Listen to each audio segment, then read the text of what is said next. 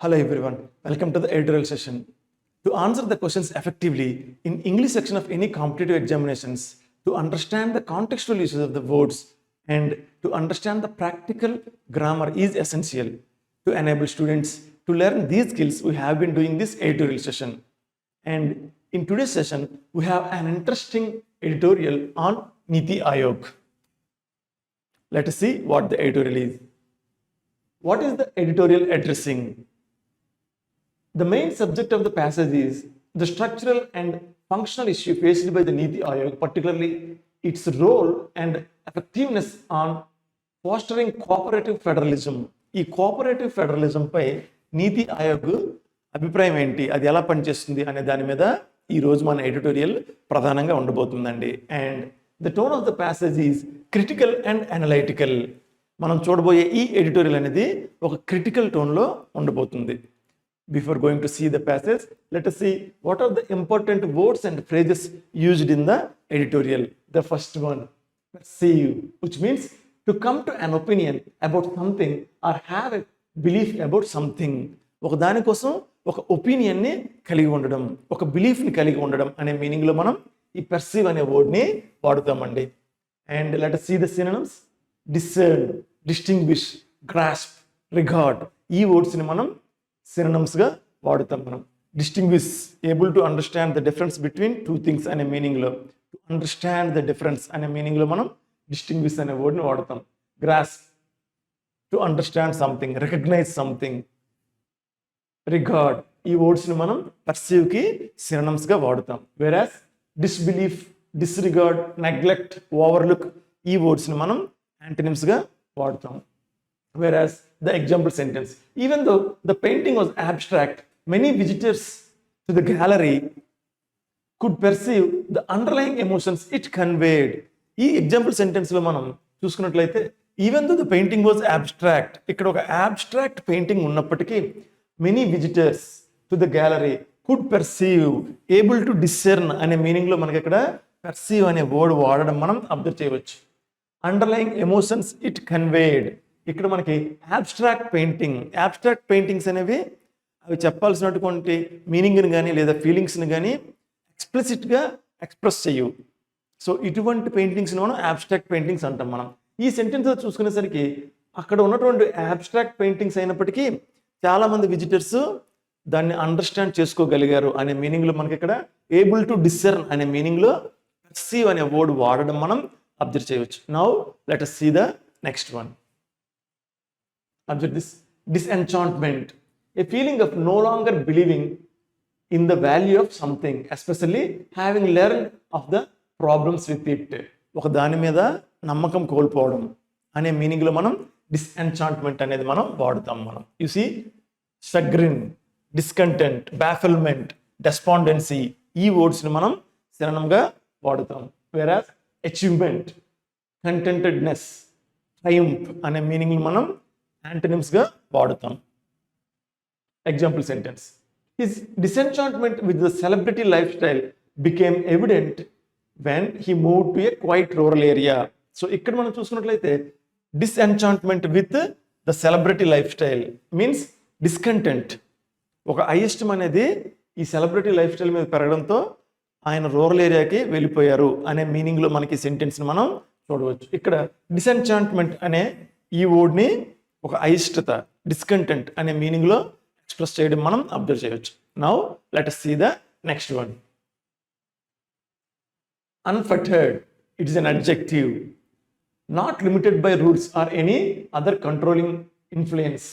So ఎటువంటి restrictions లేనటువంటి అనే మీనింగ్లో మనం ఈ అన్ఫెటర్డ్ అనే వర్డ్ని వాడతామండి. It is an adjective. See unimprisoned, free, liberated, unattached, ఈ వర్డ్స్ని మనం సినోనిమ్స్గా వ్రాయవచ్చు. వెరాస్ ఫ్యాషన్, థీథర్డ్, రెస్ట్రైన్డ్, ఫెటర్డ్, ఈ వర్డ్స్ని మనం యాంటనిమ్స్గా వ్రాయవచ్చు. Let us see the example sentence. He enjoyed unfettered access to the library. Unfettered access without any restrictions to the library. ఆ లైబ్రరీకి ఎటువంటి రిస్ట్రిక్షన్స్ లేనటువంటి యాక్సెస్ అనేది ఇవ్వబడింది అనే మీనింగ్లో అన్ఫెటర్డ్ యాక్సెస్ అనేది ఎక్స్ప్రెస్ చేయడం మనం అబ్జర్వ్ చేయవచ్చు. Now let us see the next one. Detractor someone who criticize something or someone often unfairly. ఎటువంటి రీజన్, ప్రాపర్ రీజన్ లేకుండా క్రిటిసైజ్ చేసేవారు అని చెప్పడానికి మనం ఈ డిట్రాక్టర్ అనే నౌన్ని వాడుతామండి. డిట్రాక్టర్. సో ప్రాపర్ రీజన్ లేకుండా క్రిటిసైజ్ చేయడం అనే మీనింగ్లో మనం ఈ డిట్రాక్టర్ అనే నౌన్ని వాడుతాం.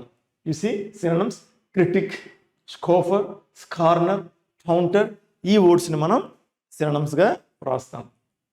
యాంటనిమ్స్ కంఫర్టర్, సొలేస్, సూథర్, ఈ వర్డ్స్ని యాంటనిమ్స్గా యూజ్ చేస్తాం. Let us see the example sentence. Even though he had a strong vision for the project, his detractors were quick to point out potential flaws and risks. So అతనికి strong vision ఉన్నప్పటికీ his detractors, ఇక్కడ detractors అనే వర్డ్ని మనం observe చేయొచ్చు.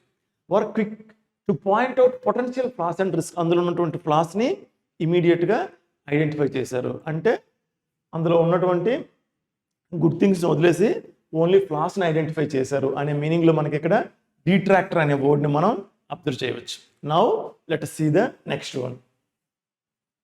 Envision, imagine as a future possibility. ఒక పాసిబిలిటీని ఇమాజ్ చేయడం అనే మీనింగ్లో మనం ఎన్విజన్ అనే వర్డ్ని వాడతాం. You see anticipate, contemplate, foresee, predict, ఫ్యూచర్ని ఎక్స్పెక్ట్ చేయడం అనే మీనింగ్లో ఈ వర్డ్స్ని మనం వాడతాం. Let us see the antonyms. Ignore, neglect, overlook, disregard, ఈ వర్డ్స్ని యాంటనిమ్స్గా వాడతాం. Example sentence. The architect envisioned a modern eco-friendly building that would blend seamlessly with the natural landscape. So the architect envisioned, ఏంటి ఎన్విజన్ చేశారండి? ఏ modern eco-friendly building that would blend seamlessly with the natural landscape. ఈ natural ల్యాండ్స్కేప్తో అనుగుణంగా ఉండేటటువంటి ఒక modern eco-friendly బిల్డింగ్ని architect ఊహించి తయారు చేశారు అనే మీనింగ్లో మనకి ఇక్కడ ఎన్విజన్డ్ అనే వర్డ్ని ఉపయోగించడం మనం చూడవచ్చు. ఈ విధంగా to expect future, imagine future అనే మీనింగ్లో మనం ఎన్విజన్ అనే ఈ వర్డ్ని వాడుతాం. Now let us see the next one. Some phrases, idioms and phrases used in the editorial. So what are the phrases? Let us see. Call into question, it is an idiom to doubt something. So ఒకదాన్ని doubt పడడం అనే మీనింగ్లో మనకి call into question అనే ఈ ఇడియంని వాడతామండి. 3 words ఉన్నాయి. Call into question. You see the recent data on climate change has called into question the accuracy of previous models. So ఇక్కడ కాల్డ్ ఇంటూ క్వశ్చన్ అనే ఈ ఇడియం అనేది వాడడం మనం అబ్జర్వ్ చేయవచ్చు. సో దేన్ని డౌట్ పడ్డాయండి? The accuracy of previous models. Previous models యొక్క యాక్యురసీని డౌట్ పడ్డాయి అనే మీనింగ్లో కాల్డ్ ఇంటూ క్వశ్చన్ అనే ఈ ఎక్స్ప్రెషన్ వాడడం మనం అబ్జర్వ్ చేయవచ్చు. Now let us see the second one. Do away with, which means to stop doing something or to make something end. ఒక దాన్ని ఆపివేయడం, ప్రాసెస్ని ఆపివేయడం అనే మీనింగ్లో మనం డూ అవే విత్ అనే ఈ ఫ్రేజల్ వెర్బ్ని వాడతాం. It is a phrasal verb. You see do away with verb plus prepositions, కాబట్టి ఇది మనకు ఒక phrasal verb. To stop doing something అనే మీనింగ్లో వాడుతాం. The new policy aims to do away with unnecessary paperwork to streamline the process. You see ఇక్కడ ఏంటి ఆపివేయబడ్డాయండి? Unnecessary paper వర్క్ని డూ అవే విత్ అనే ఈ ఫ్రేజల్ వెర్బ్తో వాడడం మనం అబ్జర్వ్ చేయవచ్చు.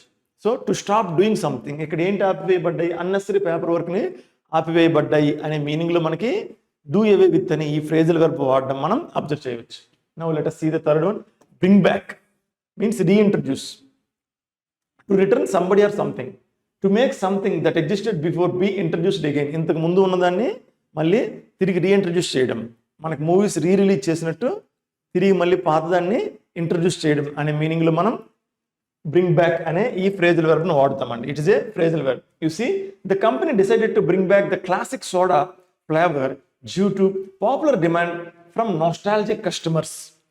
సో ఈ ఇంతకు ముందు ఉన్నటువంటి ఒక ఫ్లేవర్ని తిరిగి మళ్ళీ ఇంట్రడ్యూస్ చేద్దాం అనే మీనింగ్లో ఇక్కడ బ్రింగ్ బ్యాక్ అనే ఈ ఫ్రేజల్ వెర్బ్ వాడడం మనం అబ్జర్వ్ చేయవచ్చు. ఈ విధంగా టు రీఇంట్రడ్యూస్ అనే మీనింగ్లో మనం బ్రింగ్ బ్యాక్ అనే ఈ ఫ్రేజల్ వెర్బ్ని వాడుతాం.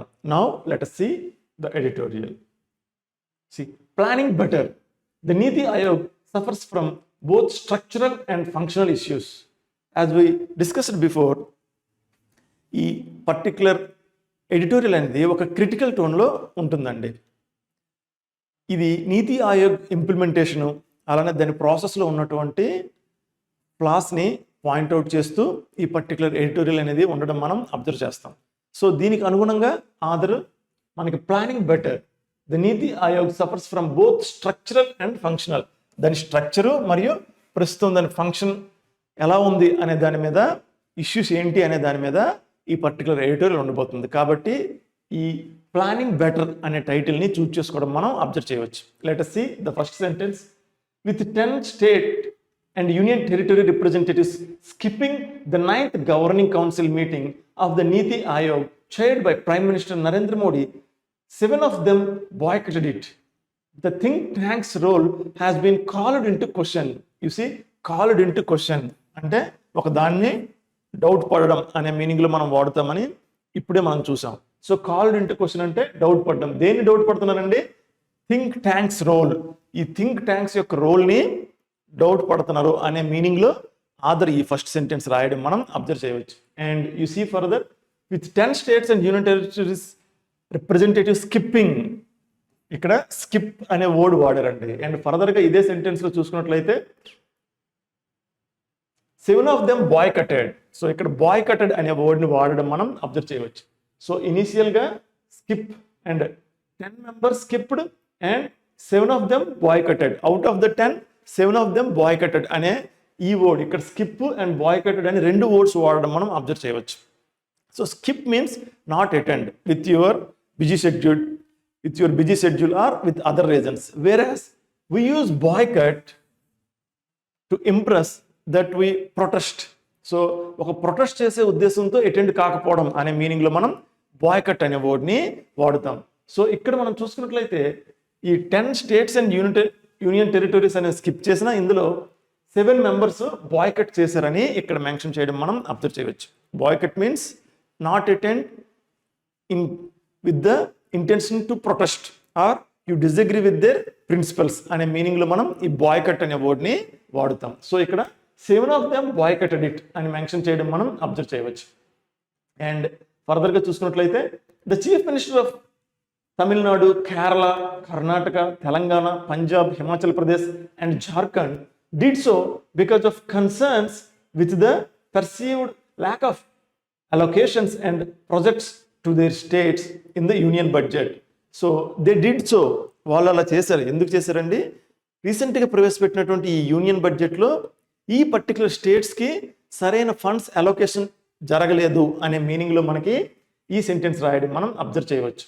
సో ఇంతకు ముందు మెన్షన్ చేసిన ఫస్ట్ సెంటెన్స్లో ఈ స్టేట్స్ అనేవి బాయ్కట్ చేసాయి అని మెన్షన్ చేశారు. అండ్ ఈ సెకండ్ సెంటెన్స్కి వచ్చేసరికి ఎందుకు చేశారు అనే రీజన్ మనం మెన్షన్ చేయడం అబ్జర్వ్ చేయవచ్చు. అండ్ మనం చూసుకున్నట్లయితే ఈ సెంటెన్స్ ఇక్కడి నుంచి ఇక్కడికి ఇది ఒక కాంప్లెక్స్ సెంటెన్స్ అని మనం అబ్జర్వ్ చేయవచ్చు అండి. ఇందులో మనకి ఈ the think tanks role has been called into question అనేది మనకి మెయిన్ క్లాజ్ అవుతుంది. ఇది మనకి మెయిన్ క్లాజ్ అవుతుందండి. అండ్ హ్యాస్ బీన్ కాల్డ్ అని ఒక ప్యాసివ్ వాయిస్లో, అది కూడా మనకు ఒక కాల్డ్ ఇన్ టు క్వశ్చన్ అనే ఒక ఫ్రేజల్ వెర్బ్ని, ఒక ఇడియంని ఉపయోగించి రాయడం మనం అబ్జర్వ్ చేయవచ్చు.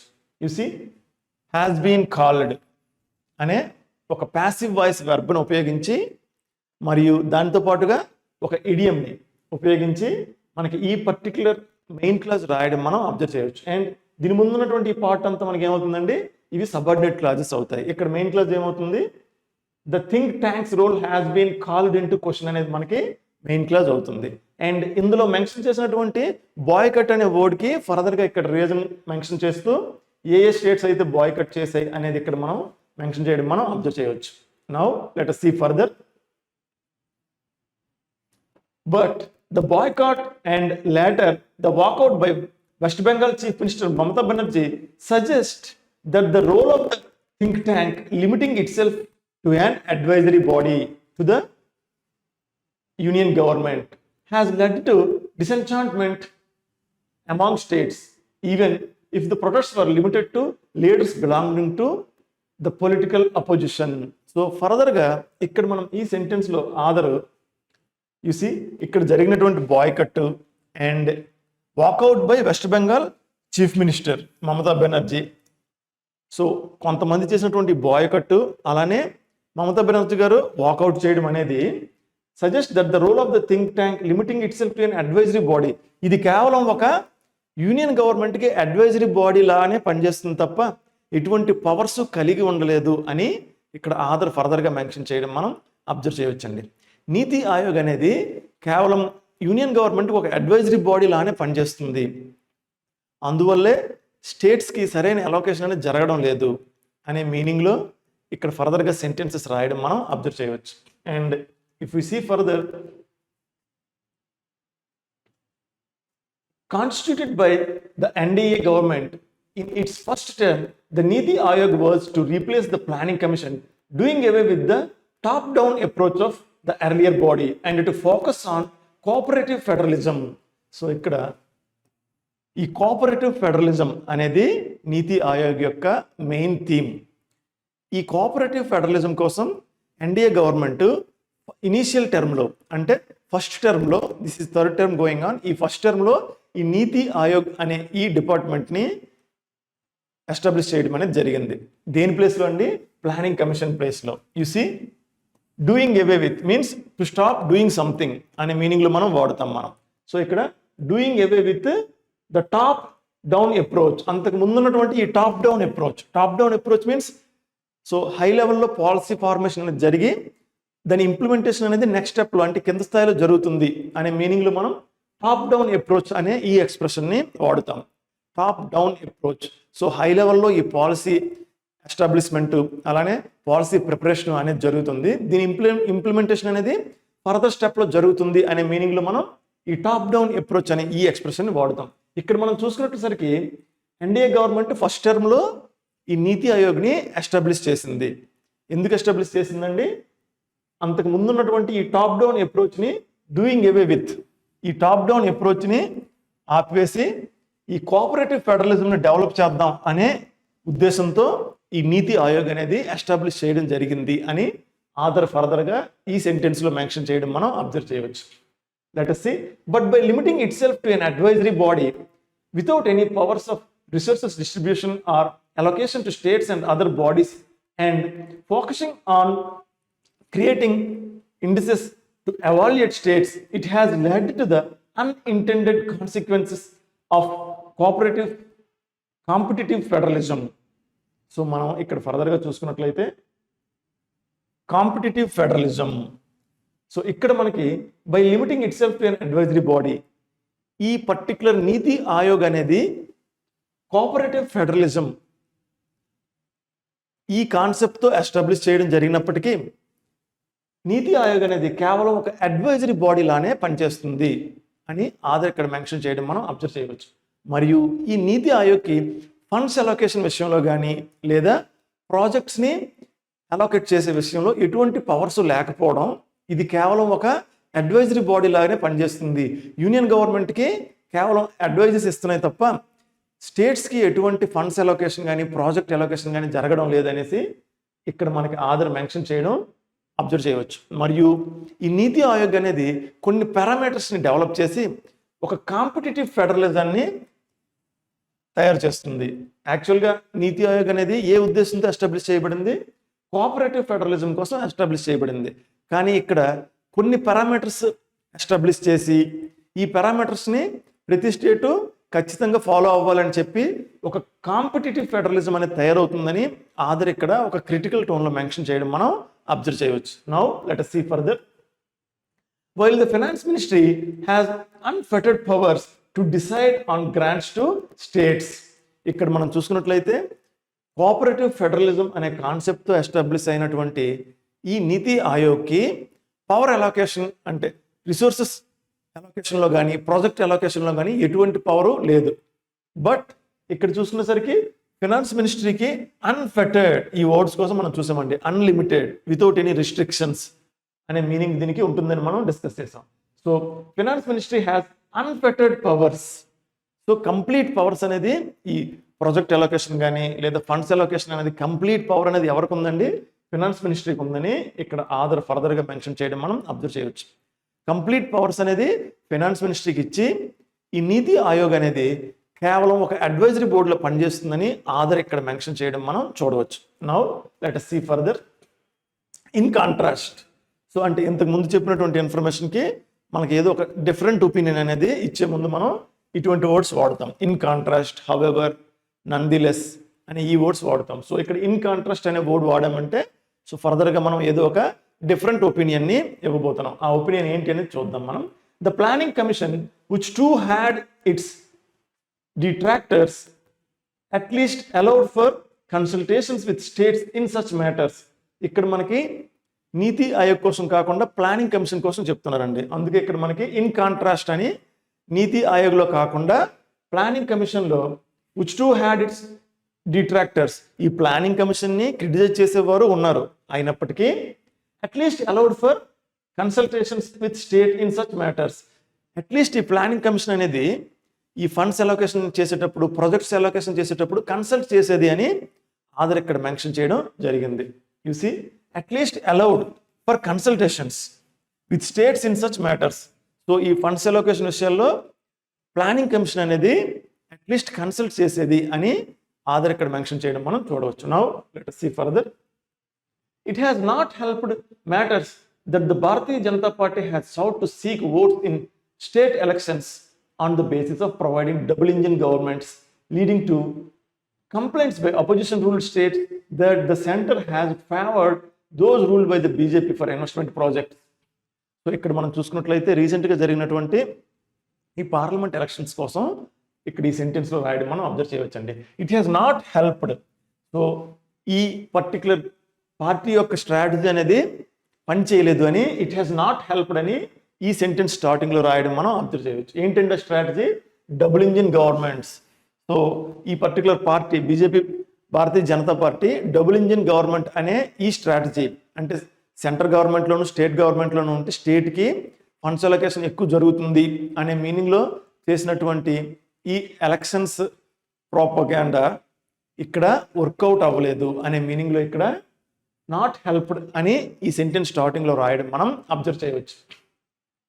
Leading to complaints by opposition ruled states that the center has favored those ruled by the BJP for investment projects. And let us see further. The fact that the NDA government now is critically dependent upon the support of the parties that rule Bihar and Andhra Pradesh states that suffer varying developmental deficits, and the express intention of Finance Minister Nirmala Sitharaman to address their demands specifically in the budget have not been lost on the government's detractors. So ఇక్కడ మనం చూసుకున్నట్లయితే you see the fact that the NDA government is now critically dependent upon.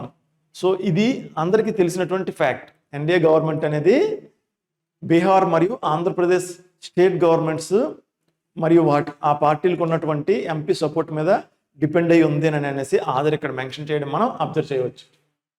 And Andhra Pradesh states that suffer varying developmental deficits, మరియు ఈ states అనేవి చాలా development ఇష్యూస్ని కలిగి ఉన్నాయని ఫర్దర్గా మెన్షన్ చేయడం అనేది చూడవచ్చు మనం. And the express intention of finance minister Nirmala Sitharaman, రీసెంట్గా మన ఫైనాన్స్ మినిస్టర్ గారు ఇచ్చినటువంటి ఈ స్పీచ్లో వీటి కోసం ఆమె ఎక్స్ప్లిసిట్గా మెన్షన్ చేశారు, అంటే డైరెక్ట్గా మెన్షన్ చేశారు అని అనేసి ఇక్కడ మెన్షన్ చేయడం మనం చూడవచ్చు. In the budget have not been lost on the government's detractors. So ఈ విషయాన్ని గవర్నమెంట్ని క్రిటిసైజ్ చేసేవారు కూడా ఎటువంటి ఫర్దర్గా అబ్జెక్షన్ అనేది తెలపలేదు అనేసి ఇక్కడ ఆధార్ మెన్షన్ చేయడం మనం చూడవచ్చు. ఎందుకంటే ఇది ఒక ఫ్యాక్ట్ అని ఆధార్ ఇక్కడ మెన్షన్ చేస్తున్నారు. సో ఎన్డీఏ గవర్నమెంట్ అనేది ఏ స్టేట్ గవర్నమెంట్ యొక్క పార్టీస్ మీద డిపెండ్ అవుతుందో ఆ పార్టీస్కి డెవలప్మెంటల్ ఇష్యూస్ ఉన్నాయని అనేది ఆధార్ ఇక్కడ పాజిటివ్గా మెన్షన్ చేయడం మనం చూడవచ్చు.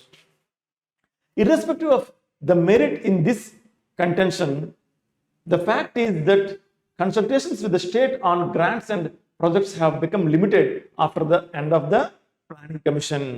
సో ఇంతవరకు చెప్పినటువంటి ఈ విషయంలో ఎంతవరకు ఫ్యాక్ట్స్ ఉన్నాయో లేదో కానీ ఈ నీతి ఆయోగ్ అనేది ఫండ్స్ అలొకేషన్ విషయంలో స్టేట్స్తో కన్సల్ట్ చేయట్లేదు అనేది ఆధార్ ఇక్కడ ఫర్దర్గా మెన్షన్ చేయడం మనం చూడవచ్చు. So irrespective of the merit, so ఇంతకు ముందు చెప్పినటువంటి ఈ ఫ్యాక్ట్లో ఫైనాన్స్ మినిస్టర్ నిర్మలా సీతారామన్ గారు అడ్రస్ చేసిన ఈ బీహార్ మరియు ఆంధ్రప్రదేశ్ స్టేట్లో ఉన్నటువంటి డెవలప్మెంట్ ఇష్యూస్ ఎంతవరకు నిజమై ఉండొచ్చో కానీ అనే మీనింగ్లో ఇక్కడ మనకి irrespective of the merit in this contention, the fact is that consultations with the states on grants and projects have become limited.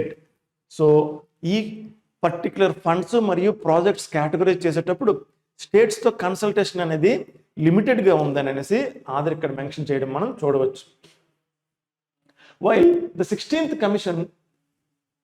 Finance Commission is tasked with the removal of the horizontal imbalance among states, and the Finance Ministry focus is on macroeconomic stability and the financial system.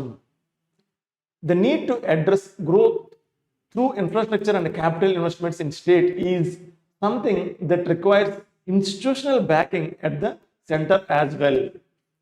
The Niti Aayog must be re-envisioned to bring back some of the responsibilities that the Planning Commission had for states for a truer cooperative federalism. So furtherగా ఈ పారాగ్రాఫ్లో end of the పారాగ్రాఫ్లో ఆధారు ఇంతకు ముందున్నటువంటి planning commission కోసం mention చేస్తూ describe చేయడం మనం చూడవచ్చు. You see, while the 16th Finance Commission is tasked with the removal of the horizontal imbalance. 16th Finance Commissionకి ఒక టాస్క్ ఇవ్వబడిందండి. అది ఏంటండి అంటే డిఫరెంట్ స్టేట్లో ఉన్నటువంటి ఈ డెవలప్మెంటల్ ఇంపారిటీ, అంటే ఒక స్టేట్కి ఎక్కువ రిసోర్సెస్ కలిగి ఉండడం, అంటే ఇన్కమ్ ఎక్కువగా ఉండడం, ఇంకొక స్టేట్కి తక్కువ ఇన్కమ్ కలిగి ఉండడం, ఈ డిస్పారిటీని తగ్గించే బాధ్యతని 16th Finance Commissionకి ఇవ్వడం అనేది జరిగింది. Horizontal imbalance among states, and the finance ministry's focus is on macro economic stability and the financial system. ఇక్కడ ఫైనాన్స్ మినిస్ట్రీకి ఎటువంటి టాస్క్ ఇవ్వబడిందంటే macro economic stability. Macro economic stability అంటే ఓవరాల్ కంట్రీ డెవలప్మెంట్, కంట్రీ ఎకనామిక్గా develop అవడం అనే task అనేది finance మినిస్ట్రీకి ఇవ్వబడింది అనేసి ఇక్కడ ఈ పర్టికులర్ సెంటెన్స్లో చూడవచ్చు మనం. The need to address growth through infrastructure and capital investment in states is something that requires institutional backing at the center as well. So ఈ టార్గెట్ అనేది, ఈ ఓవరాల్ డెవలప్మెంట్ అనేది, మాక్రో ఎకనామిక్ డెవలప్మెంట్ అనేది జరగాలి అంటే స్టేట్లో ఉన్నటువంటి ఈ ప్రాజెక్ట్స్ డెవలప్మెంట్కి సెంట్రల్ గవర్నమెంట్లో ఉన్నటువంటి ఈ బాడీ సపోర్ట్ అనేది చాలా అవసరమని ఆధార్ ఇక్కడ మెన్షన్ చేయడం మనం చూడవచ్చు. The NITI Aayog must be రీఎన్విజన్డ్. ఇక్కడ రీఎన్విజన్డ్ అనే ఈ మీనింగ్, ఈ వర్డ్ని మనం అబ్జర్వ్ చేయవచ్చు. అంటే నీతి ఆయోగ్ అనేది ఎటువంటి ప్రిన్సిపల్స్ మరియు ఎటువంటి కాన్సెప్ట్తో ఎస్టాబ్లిష్ అయ్యిందో దాన్ని మరొకసారి ఆలోచించుకోవాల్సిన అవసరం ఉంది అని అనేసి ఆధార్ ఇక్కడ మెన్షన్ చేయడం మనం చూడవచ్చు. Bring back some of the responsibilities that the planning commission had for states for truer cooperative federalism. So ఇంతకు ముందున్నటువంటి ఈ ప్లానింగ్ కమిషన్ ఎటువంటి కోఆపరేటివ్ ఫెడరలిజం అంటే యూనియన్కి మరియు స్టేట్స్కి మధ్య ఉన్నటువంటి కోఆపరేషన్ ఎలా ఉండేదో ఇటువంటి కాన్సెప్ట్స్ని మళ్ళీ తిరిగి తీసుకురావాలి. బ్రింగ్ బ్యాక్, రీఇంట్రడ్యూస్, ఈ వర్డ్ కోసం మనం డిస్కస్ చేసాం. సో ఇటువంటి వాటిని తిరిగి తీసుకురావాలనే ఉద్దేశంతో ఆధార్ ఈ లాస్ట్ లైన్ రాయడం మనం అబ్జర్వ్ చేయవచ్చు. ఈ విధంగా ఆధార్ ఈ నీతి ఆయోగ్పై ఒక క్రిటికల్ టోన్లో ఎంటైర్ ప్యాసేజ్ రాయడం మనం అబ్జర్వ్ చేయవచ్చు. Now let us do some exercise. Some reading comprehension questions. The first one, how does the current role of the Niti Aayog differ from that of the former Planning Commission in terms of state consultations and resource distribution? So ఇప్పుడు ఉన్నటువంటి ఈ నీతి Aayog planning commission కంటే ఎలా డిఫరెంట్గా ఉంది అనేది మనకి question అండి. You see options, let us see. The Planning Commission only focused on creating indices to evaluate states. So planning commission అనేది ఓన్లీ కొన్ని పారామీటర్స్ని డెవలప్ చేయడానికి కాన్సన్ట్రేట్ చేసేది అని ఈ ఆప్షన్లో ఉందండి. సో ఇది కరెక్ట్ ఆప్షన్ కాదు. మనకి ఇచ్చిన ఎడిటోరియల్లో ప్లానింగ్ కమిషన్ అనేది కోఆపరేటివ్ ఫెడరలిజం కోసం ఉంది అనేది మనం చదివాం. సో ఇక్కడ మనకి ఈ ఆప్షన్ అనేది కరెక్ట్ కాదు. The planning commission operated without any need for state collaboration in input. ఇది కంప్లీట్గా కోఆపరేటివ్ ఫెడరలిజానికి కాంట్రాస్ట్గా స్టేట్మెంట్ అవుతుందండి. కాబట్టి ఇది మనకి కరెక్ట్ ఆప్షన్ కాదు. The NITI Aayog has more resources distribution power than the planning commission. ఇది కూడా మనకి ఇచ్చిన పారాగ్రాఫ్లో సెంటెన్సెస్కి కాంట్రాస్ట్ ఇన్ఫర్మేషన్ అవుతుంది. ఎందుకంటే నీతి ఆయోగ్కి ఫండ్స్ అలొకేషన్ కానీ ప్రాజెక్ట్ అలొకేషన్లో పవర్ లేదు అనేసి ఆధార్ మెన్షన్ చేయడం మనం చూసాం. కాబట్టి మనకి ఈ సెంటెన్స్ అనేది కూడా కాంట్రాస్ట్ ఇన్ఫర్మేషన్ని ప్రొవైడ్ చేస్తుందని మనం చెప్పవచ్చు. Whereas planning commission allowed for consultations with states on grants and projects involving them more directly in decision making process. ఇక్కడ మనం చూసుకున్నట్లయితే planning commission allowed for consultations with states on grants. దీనికోసం Aadhaar mention చేశారండి, last లైన్లో mention చేయడం మనం observe చేయవచ్చు. So ఇంతకు ముందు ఉన్నటువంటి ప్లానింగ్ కమిషన్ అనేది అట్లీస్ట్ ఈ ఫండ్ అలొకేషన్ విషయంలో స్టేట్ గవర్నమెంట్స్తో కన్సల్ట్ చేసేది అని ఆధార్ మెన్షన్ చేయడం మనం చూసాం. కాబట్టి మనకి డి ఆప్షన్ అనేది కరెక్ట్ అవుతుందండి. The NITI Aayog conducts more consultations with states than the planning commission did. ఇది కూడా మనకి పారాగ్రాఫ్లో ఉన్నటువంటి ఇన్ఫర్మేషన్కి కాంట్రాస్ట్ ఇన్ఫర్మేషన్ అవుతుందండి.